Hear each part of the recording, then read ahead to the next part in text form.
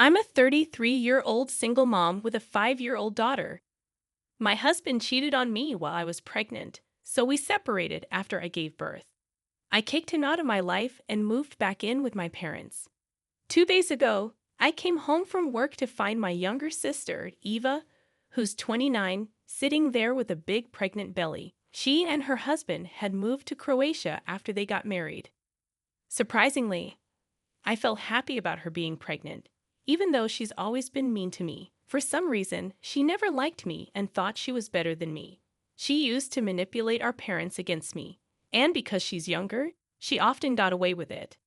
Despite being younger, she's bigger and stronger than me. Despite my petite and lean physique, if my sister, Eva, grabbed my wrist, I couldn't break free. Even though it was evident to anyone that I couldn't physically overpower her, my parents never believed me when I told them she had beaten me. They dismiss it, saying she's my younger sister. How could she possibly harm me? So, I kept my distance from her, only speaking when necessary. Fortunately, I got the chance to move out for high school, which was a relief from her presence. Now that monster is back in my life, and seeing her pregnant, I assumed she was here for her postpartum period. When I asked Mom how long she was planning to stay, Ava overheard and shouted from the living room that she's here to stay, questioning if I had a problem with that. She hasn't changed one bit, still as narcissistic as ever. Mom explained that Eva's husband got a transfer back to the States, and since Eva is pregnant, they believe staying with our parents is best for her. They can take care of her during pregnancy and after childbirth. When I asked Mom if she had time to take care of her, she timidly replied that she had to. Eva is still young, and they think she can't raise her child alone. I was speechless, really. Eva is 29 and can't handle raising her child alone. I was 27 when I had my baby, and I managed my postpartum period alone because my husband was busy. Even my mom didn't come to help. She said it was something I needed to learn as a mother. Now, with her golden child pregnant, my mom is ready to step in as a nanny, such a hypocrite. Their favoritism has always been clear, which is why I've kept my distance. When I separated from my husband, I rented a house instead of moving in with my parents. But Dad insisted I live with them, saying their house was too big for just the two of them, and they could watch over my daughter while I worked. He suggested I pay rent to them instead of to someone else, which seemed fair, especially since I was dealing with so much emotional turmoil. Pregnancy, postpartum struggles, my husband's infidelity, and divorce. I moved in with them, not facing any major issues except that the promised support to watch over my daughter faltered. Mom only agreed to babysit a few times. Most of the time, I had to hire a nanny. She claimed she couldn't babysit full-time, so I needed to find someone else to help. While Mom could oversee the nanny's work, she seemed more interested in being a baby monitor herself. Quite ironic, if you ask me. Despite the circumstances, I figured having Mom around was better than leaving my daughter with a stranger. So I hired a full-time nanny as well. It's disheartening to see Mom fussing over my sister, providing her with food, meds, and supplements. She never did any of that for me during my 9 months of pregnancy. She barely visited me, and only once after I gave birth. Ever since I learned that Eva is staying permanently, I've had this gut feeling that something's up. How could they agree to let her move in for good? Our house isn't that big. I'm happy to move out. But my daughter is too young to be left alone without supervision. Even though Mom doesn't exclusively babysit her, it feels safer having her around. If I moved out, I'd always need a babysitter at home, and I'm not sure how safe it is to leave my kid with a stranger. I know I might come off as a clingy mom, but hey, I'm a single mother, and my daughter is my whole world. I might be overly protective, but what else can I do?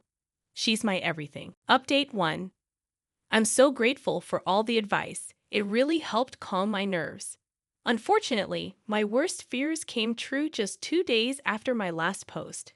When I came home from work, I found all my belongings packed and placed on the front porch, with my daughter sitting quietly next to them. She looked so scared and upset. When I asked her who did this, she said it was Anne, and she had made her sit there for hours. I immediately asked where Grandma and Grandpa were, but my daughter didn't say anything. She just hugged me tightly, clearly terrified of Aunt Eva. I asked if Eva had hurt her or shouted at her, and she sobbed, saying that Eva was yelling things she didn't understand and was thrashing around all my belongings, which made her feel threatened. Furious, I stormed inside to confront Eva. She had the audacity to threaten me, saying something about messing with a pregnant woman and threatening to call the cops on me for harassment. I shot back, telling her I could call the cops on her for harassing my daughter while I was away. She just laughed and said I didn't have any evidence, claiming Mom was there when she packed my stuff. It became clear that Mom was on her side, and talking to Eva was futile. I called out for Mom, but there was no response. She had locked herself in her room. It became evident that they were all ganged up against me, with Eva's evil laugh confirming it. She looked at me with a smirk, reveling in my helplessness, and said, "Take a hint, you dumbass. No one wants you here. We packed for you to make it easier. Can't you see I'm pregnant and need space? Me and my child are staying here now. Get your lazy butt moving." Refusing to back down, I retorted, "I'm not going anywhere. I don't live here for free like you. I pay rent." But before I could say more, she charged at me, reminiscent of our childhood clashes. She mocked me, asking if I had a receipt or lease paper to prove it. I didn't, and she seized on that, calling me a loser and saying that's why my husband found solace in another woman's bed, because I'm useless. Realizing there was no point in arguing further, especially in front of my terrified daughter, I loaded my car with our belongings and left. There was nothing left to discuss. My parents had shown their true colors, spineless in front of Eva. It dawned on me that Eva wasn't lying about Mom being there. She had helped pack my stuff. There's no way Eva, 7 months pregnant, could have managed it alone. They were all in this together. It's baffling that Eva, with her husband's decent job, is adamant on making my life miserable when they could easily afford their own place. Instead, she chased me out, leaving her husband to live alone in their company-provided flat while she stays here to hassle me. I can't fathom what I did to deserve this treatment from her, especially when my own parents won't stand up for me. I had to check into a hotel for a week and scramble to find a new place to live.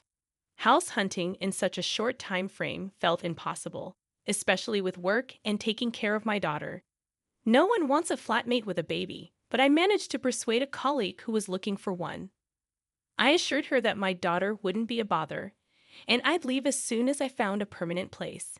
Thankfully, she was understanding and let us stay. It's been 2 weeks living with my colleague, and I finally found a place within my budget and close to both my workplace and my daughter's daycare.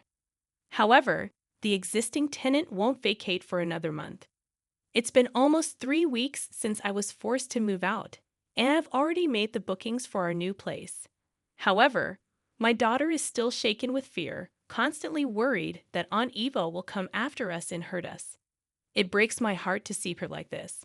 She struggles to describe exactly what Eva did to her, but she cries and says that Aunt Eva yelled at her, stared at her with wide eyes, and threatened to hit her if she cried. She still sobs and wets her bed out of fear of Eva. I feel utterly helpless seeing my daughter suffer like this. I can't even begin to imagine how scared and unsafe she must have felt that day. It's infuriating to think that Eva, who is about to become a mother herself, lacks any empathy for a child's fear. I'll never forgive her for what she's done. And if I ever get the chance, I swear I'll make her pay for it. Update 2. I've been waiting for an opportunity, and it finally came. As I mentioned, for the past year, I've been paying rent to live at my parents' house. Dad asked for an extra $5,000 on top of the rent, promising to return it later. I agreed, thinking I was helping him out. Little did I know, he was using my rent money and that extra $5,000 to pay the mortgage. Now that I've moved out, I didn't pay the rent with that extra amount. On the 10th of this month, Dad called me in a panic, asking why I hadn't transferred the money.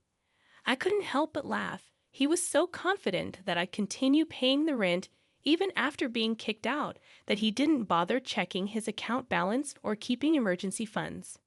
I told him, "Hello, I no longer live at your house. Your golden child kicked me out, remember? So why should I pay the rent?" He was silent for a moment and then admitted that he didn't make enough money to pay the mortgage. He said his store's sales had dwindled, and whatever little he made went towards household expenses. He confessed that he had been using my rent money and the extra $5,000 to pay the mortgage. I responded firmly, "That's not my problem. I don't owe you anything. I paid for my stay and bought my own food. Ask your narcissistic daughter to help you out. I'm sure she would." With that, I hung up.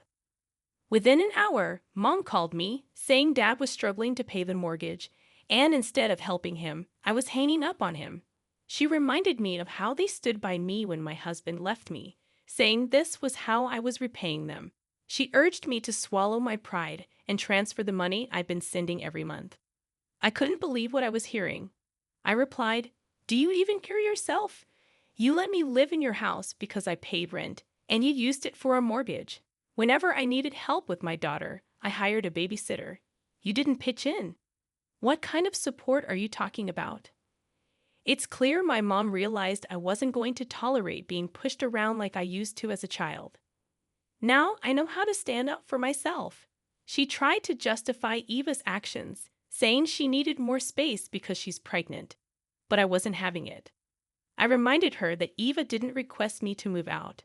She threw me out, and they all chose to turn a blind eye to it. I made it clear that I could never forgive them for allowing Eva to harm my daughter.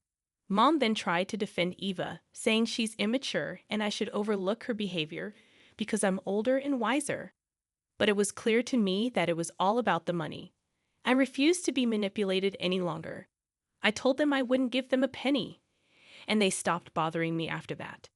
It's been a month since then, and I think they're managing the mortgage on their own or with Eva's help. Honestly, I don't care what's going on in their lives anymore. I'm happy in my cozy little home with my daughter. I've hired a nanny who takes care of her after preschool. The nanny is a middle-aged woman with a son who's 5 years older than my daughter. They get along great and have a wonderful time together. It feels amazing to come home to a happy and loving daughter. Life does get better. We just need to hang in there. Update 3. Firstly, I want to express my gratitude for all the love and support.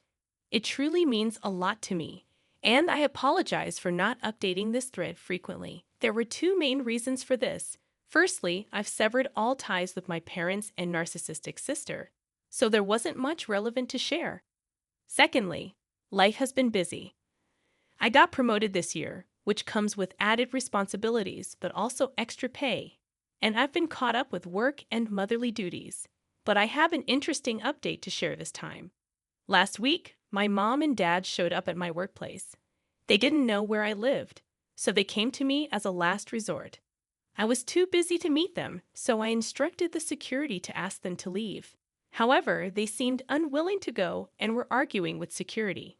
They looked frail and as if they had aged at least 10 years. To my surprise, my mom was carrying an infant in her arms, which I assumed was Eva's child.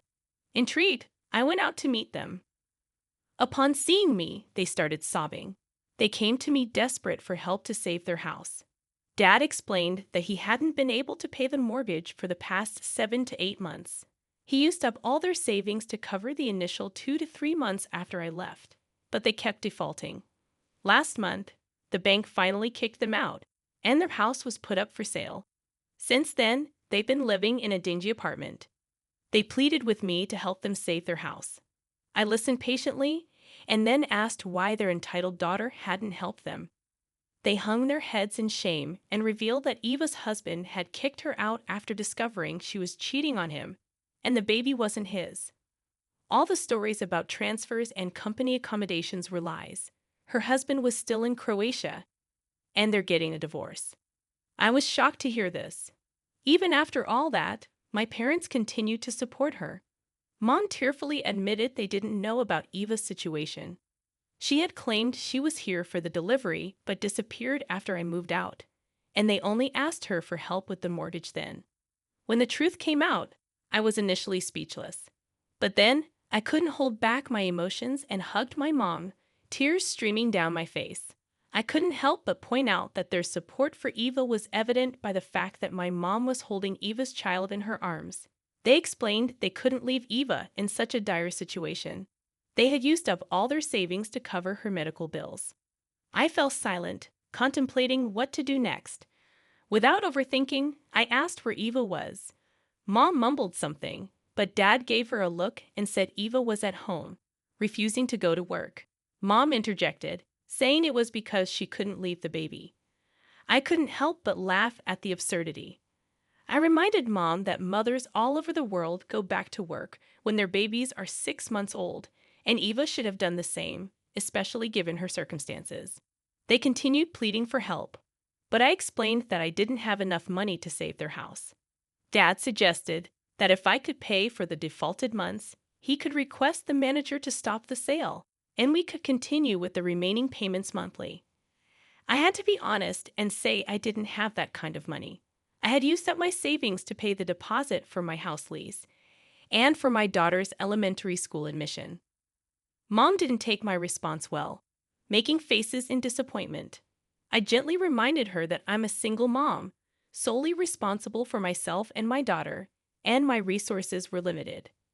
Feeling low after my parents left, I confided in my manager when she noticed my absence from my desk for over an hour.